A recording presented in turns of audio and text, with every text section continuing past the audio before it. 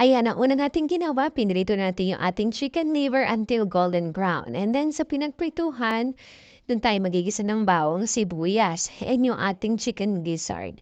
So, gisa lang natin ng kaunti, and then lagyan natin ng pepper at saka yung suka. Salt, naglagay din tayo. And paglagay ng suka, huwag muna natin siyang hahaluin until kumulo siya mabuti. And then pag kumulo na, ilagay na natin yung ating chicken.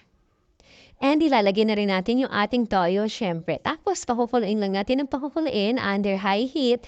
Tapos, haluin nyo paminsan-minsan para maging pantay yung pagkakaluto niya. Hanggang maging malapot na katulad nito. Ayan, pwede rin natin siyang timplahan ng sugar at saka dagdag ng tubig kung gaano karami yung prefer na sauce. And then, ilagay ko na rin yung ating chicken liver and pakuluan lang ng pakuluan. Tapos, ako nagdagdag ako ng pepper. Tapos, okay na yan. Magkakaroon na tayo ng masarap na adobo. Yan, kain tayo.